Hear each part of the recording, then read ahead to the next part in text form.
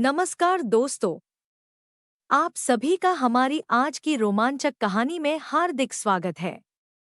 अगर आप हमारे चैनल पर पहली बार आए हैं, तो सब्सक्राइब करना ना भूलें और बेल आइकन दबाकर सभी नई कहानियों का आनंद लें। आज की कहानी बेहद खास और दिलचस्प होने वाली है, इसलिए लास्ट तक जरूर सुनें, आपको बहुत मजा आने वाला है। तो बिना किसी देरी के चलिए कहानी शुरू करते हैं। पुराने समय में एक नगर में पप्पू नाम का एक मंदबुद्धि लड़का अपनी माँ के साथ रहता था। उसके पिता बचपन से ही नहीं थी। उसकी माँ अकेले ही उसकी देखभाल करती आई थी। पप्पू उल्टे सीधे काम करने के लिए बहुत ही बदनाम था। संयोग से उसकी शादी 5 साल की उम्र में ही हो गई थी। पुराना समय था तो शादी विवाह के लिए कोई कानून भी नहीं था, ना कोई उम्र सीमा तय थी। दूध पीते बच्चे से लेकर बूढ़े तक की शादी हो जाया करती थी।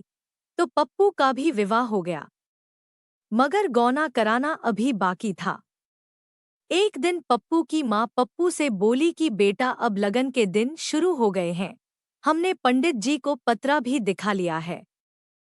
तुम्हें कल ही बहू को लेने अपनी ससुराल जाना है, इसलिए तुम्हारे जाने की तैयारी आज से ही शुरू कर देती हूँ। वहां तुम्हें क्या क्या करना है, सब आज शाम ही समझा दूंगी। शाम को माँ ने पप्पू को बताया कि मैं तुम्हें रास्ते में खाने के लिए लोटे में दही दे दूंगी और गुड़ का चूरा अलग से झोला में दे दूंगी। रास्ते में एकांत देखकर खा लेना। ऐसा ना हो कि कोई तुमसे पास आकर मांग ले। किसी दूसरे को मत देना, नहीं तो भूखे ही रह जाओगे। और हाँ, ससुराल में जब पहुंचना तो सबसे पहले जो औरत दिखे समझ लेना वही तुम्हारी सास है। उसके पैर जरूर छू लेना और ज्यादा किसी से बात मत करना। कोई तुमसे कुछ पूछे तो सिर्फ हाँ या ना में ही जवाब देना, क्योंकि बातों से ही आदमी की पहचान होती है कि वह मूर्ख है या चालाक। तुम तो वैसे भी कम अक्ल के हो। अगर ससुराल वालों को पता चल गया कि लड़का मूर्ख है तो बहू की विदाई तुम्हारे साथ नहीं करेंगे। उस हाल में तुम विवाहित होकर भी कुंवारे ही रह जाओगे। और आखिरी बात, वापस आने से पहले अपनी सास से कोई एक नेक मांग लेना। तो पप्पू बोला, ये नेक क्या होता है माँ? पप्पू की माँ बोली के नेक यानी कोई खास उपहार जो ज्यादा दिन तक रहे, जिससे तुम्हारी ससुराल में मिला उपहार यादगार रहे। दूसरे दिन सुबह माँ ने लोटा में दही, झोला में गुड़ का चूरा और बहू के लिए नए कपड़े दे दिए और पप्पू ससुराल के लिए चल पड़ा। चलते चलते एक स्थान पर उसे एक एकांत स्थान दिखा तो उसे माँ की बात याद आ गई कि एकांत देखना तो दही चूरा खा लेना। उसने देखा कि यहाँ तो बिल्कुल एकांत है, पास में एक कुना भी है, डोर और बाल्टी भी रखी हुई है। इससे अच्छी जगह तो कोई मिल ही नहीं सकती। मगर उसे ख्याल आया कि दही चूरा खाने के लिए थाली की भी जरूरत है। थाली तो माँ ने दी ही नहीं। उसने सोचा कि चलो दही के लोटा में ही गुड़ का चूरा डालकर खा लेता हूँ। वह दही के लोटा में ही गुड़ का चूरा डालकर खाने लगा। उसे लोटा के पतले मुंह में दही चूरा निकालकर खाने में काफी कठिनाई महसूस हो रही थी और बहुत मुश्किल से अभी आधा ही खा पाया था कि उसे गधे पर बैठकर आता हुआ एक धोबी दिखाई पड़ा। पप्पू उसे अपनी ओर आता हुआ देखकर काफी घबरा गया। उसने सोचा, लगता है कि हमारे गांव का छगन धोबी है, जो बड़ा ढीठ आदमी है। मुझसे मेरा दही चूरा छीन कर खा लेगा। यह अवश्य ही हमारा दही चूरा छीन कर खाने आ रहा है। मगर इतनी जल्दी इतना सारा दही चूरा खाऊं तो कैसे खाऊं? वह सोचने लगा कि करूं तो क्या करूं। तभी उसकी उल्टी खोपड़ी काम कर गई। उसने सोचा कि दोनों हाथों से खाऊं तो जल्दी जल्दी खा लूंगा। मगर जल्दी खाने के चक्कर में उसने अपने दोनों हाथ लोटा में घुसा दिए। हाथ अंदर तो चले गए मगर निकल ही नहीं पा रहे थे। और निकले भी तो कैसे, क्योंकि उसने दोनों हाथ की मुट्ठियां जोर से बांध रखी थी। तभी गधे पर बैठा व्यक्ति सामने से निकल गया। वह कोई दूसरा आदमी था, वह छगन धोबी नहीं था। पप्पू का मन शंका में फंस गया था। उसके दोनों हाथ लोटे के अंदर फंसे हुए थे। वह सोचने लगा कि अब क्या करूं, कोई उपाय नहीं सूझ रहा है। तभी वहां से एक किसान की स्त्री गुजरी जो अपने पति को खेत पर खाना देने जा रही थी। वह हाथ में खाली डोलची लिए हुई थी। वह डोलची में पानी भरने कुएं के पास पहुंची तो वहां का नजारा देखकर हंसने लगी। तो पप्पू बोला, बहन, मैं बुरा फंस गया हूं और तुम हंस रही हो, अरे मेरा हाथ निकालने में मेरी मदद करो। स्त्री बोली, अरे बुद्धू, इसमें मदद की क्या जरूरत है, तुम अपनी मुट्ठी ढीली करो और हाथ खींच लो। पप्पू बोला, वो तो मैं कब से कर रहा हूं पर मेरे हाथ निकल ही नहीं रहे। तो स्त्री बोली कि मैं तुम्हें दूसरा उपाय भी बता दूंगी, परंतु पहले तुम ये बताओ कि तुम्हारे दोनों हाथ इसमें फंसे कैसे। पप्पू बोला, बहन मत पूछो, इसमें कुछ गलती मेरी माँ की है और कुछ गलती मेरी है। मेरी माँ ने मुझे रास्ते में खाने के लिए दही और गुड़ का चूरा दिया था, परंतु थाली देना भूल गई थी। इस पर वह किसान की स्त्री बोली कि इसमें थाली की क्या जरूरत थी, चारों तरफ केले के बड़े बड़े पत्ते पड़े हैं, उसी पर रखकर खा लेते। अब ये बताओ कि तुम तो फंसे कैसे। पप्पू बोला, वही तो बता रहा हूँ कि मेरे पास थाली तो थी नहीं, इसलिए मैंने लोटा में ही गुड़ चूरा को डाल दिया और दही चूरा मिलाकर खाने लगा। तभी एक धोबी आता दिखाई दिया। मैंने समझा कि वह मेरे गांव का छगन धोबी है, बड़ा ढीठ है, वह हमेशा मुझसे भोजन छीनकर खा जाता है। मैंने सोचा कि वह मेरा दही चूरा भी खा जाएगा। धीरे धीरे वह नजदीक आ रहा था और दही चूरा ज्यादा था, एक हाथ से खाने से जल्दी खत्म नहीं हो सकता था, तो इसलिए मैंने जल्दी खाने के चक्कर में अपने दोनों हाथ लोटा में घुसा दिए और फंस गया। अब आगे का हाल तुम खुद ही देख लो। स्त्री खूब जोर जोर से हंसी और बोली, अरे इसमें फंसने वाली कौन सी बात है, तुम कोई ऊंचा स्थान देखकर लोटा को पटक दो, फूट जाएगा। पप्पू बोला, इससे तो मेरा दही चूरे का नुकसान हो जाएगा। तो स्त्री गुस्सा होकर बोली, सिर पर ही पटक लो मूर्ख कहीं के। वह खाना और पानी लेकर वहां से अपने पति के पास चली गई।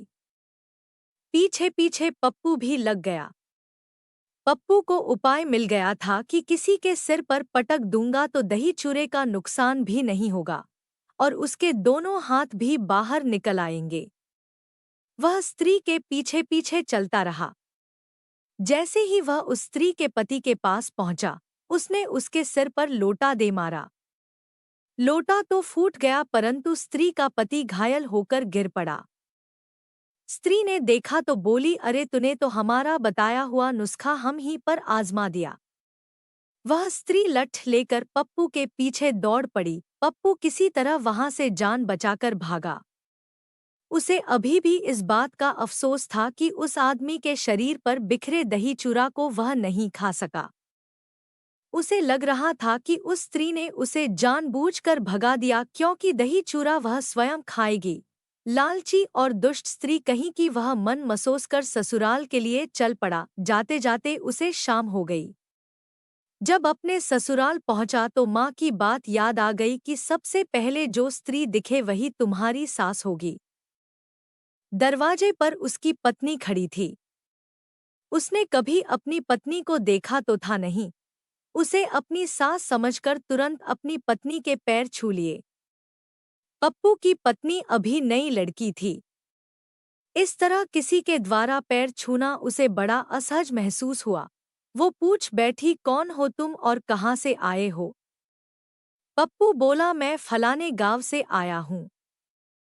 स्त्री समझ गई कि यह मेरी ससुराल से आया है और मेरा पति ही है, तो शर्मा कर घर के अंदर भाग गई और माँ से बताई कि दरवाजे पर कोई आया है। लड़की के माता पिता और भाई सब घर के बाहर आए और उन्होंने देखा यह तो पप्पू है, शायद बेटी की विदाई के लिए आया है। सबने मिलकर पप्पू का स्वागत किया। माँ ने कहा था कि अपना मुंह मत खोलना, तो वह चुप था। किसी भी बात का जवाब हाँ में और ना में दे रहा था।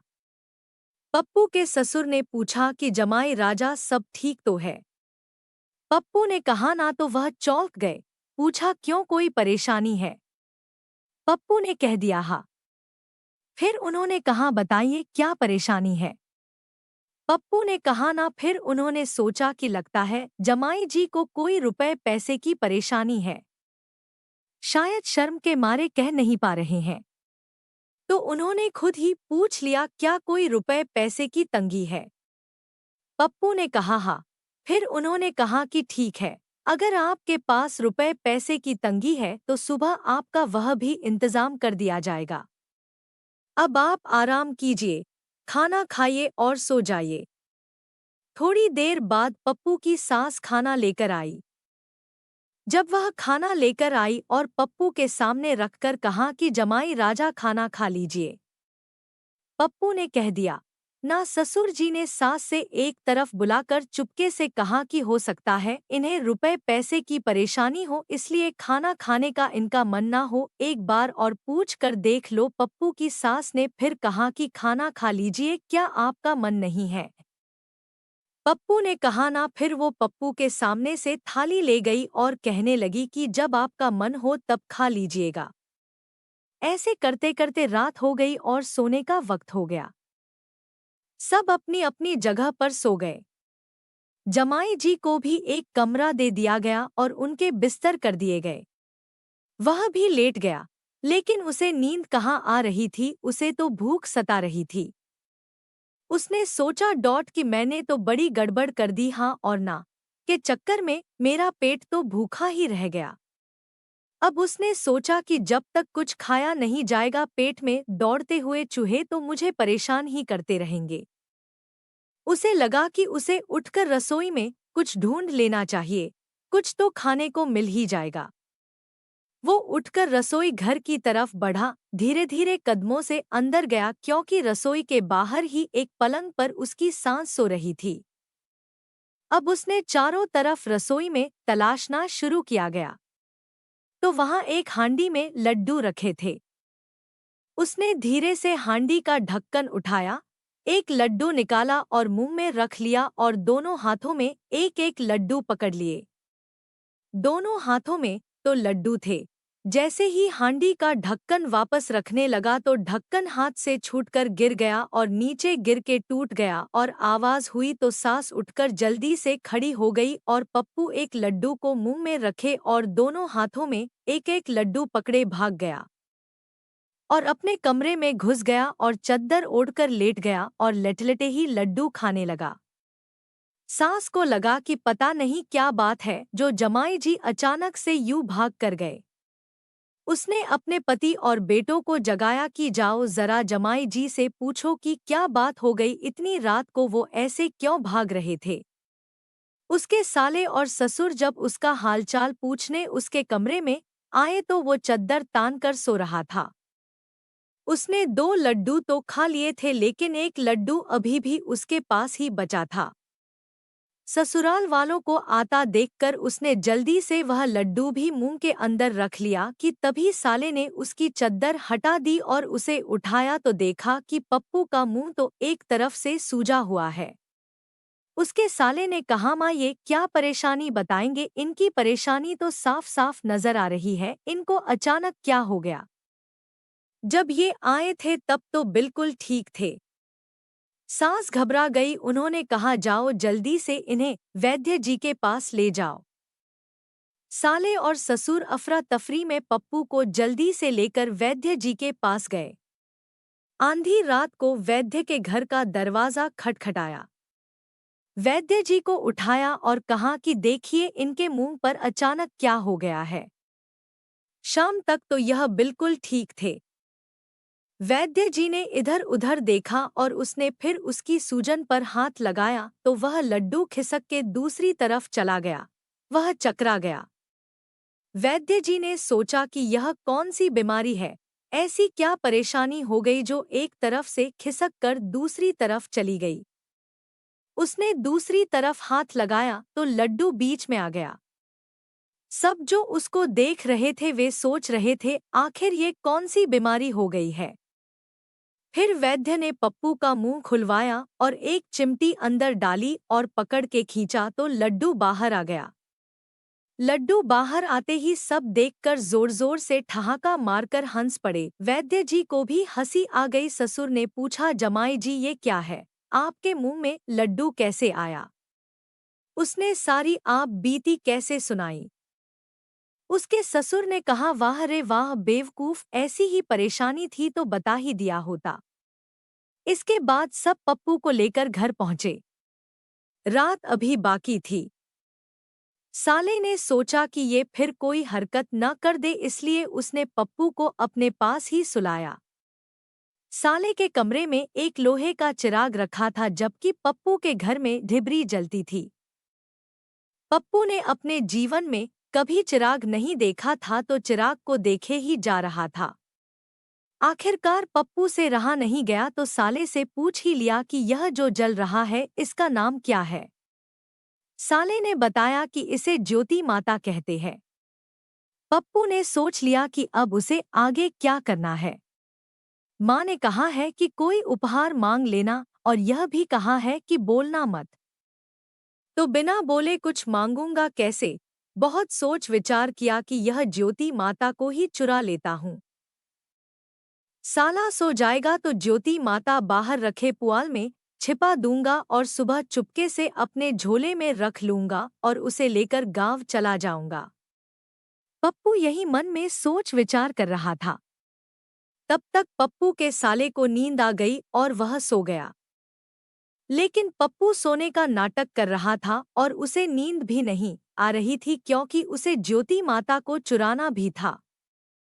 जब साला सो गया तो पप्पू ने चुपके से चिराग को उठाया और पुआल में छुपा आया। जलते चिराग से थोड़ी ही देर में पुआल में आग लग गई। आग की लपटें उठते देख किसी ने शोर मचाया कि आग लग गई, आग लग गई। सभी लोग जागो और दौड़कर पानी लाओ और आग बुझाओ। कई लोग आग बुझाने में जुट गए।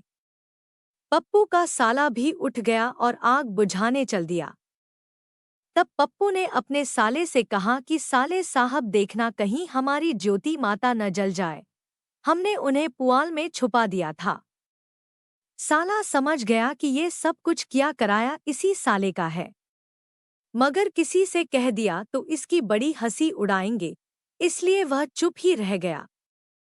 साला समझ गया कि पप्पू मूर्ख है, लेकिन ठीक भी है, मेरी बहन इसे उंगली पर नचा के रखेगी।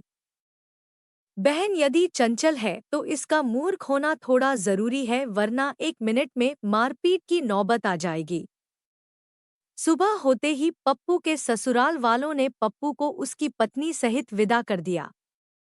पप्पू अपनी पत्नी को लेकर अपने गांव आ गया। माँ को डर था कि पप्पू के स्वभाव को देखकर लड़की के पिता अपनी बेटी की विदाई करने से मना ना कर दे, मगर बहू को सही सलामत आते देख माँ और बेटे दोनों बहुत खुश थे। अब वही बहू ससुराल में बहुत खुश थी क्योंकि पप्पू सीधा साधा था, उसकी माँ भी बहुत अच्छी थी। तो प्यारे दोस्तों, यह थी हमारी आज की शानदार और रोमांचक कहानी। आपको यह कहानी कैसी लगी, हमें कमेंट करके ज़रूर बताएं। आपकी राय हमारे लिए बहुत कीमती है। अगर कहानी पसंद आई हो तो लाइक ज़रूर करें, इसे अपने दोस्तों के साथ शेयर करें और हमारे चैनल को सब्सक्राइब करना ना भूलें ताकि आप आने वाली मज़ेदार कहानियों को मिस ना करें। तो चलिए मिलते हैं अगले वीडियो में एक नई दिलचस्प कहानी के साथ। धन्यवाद।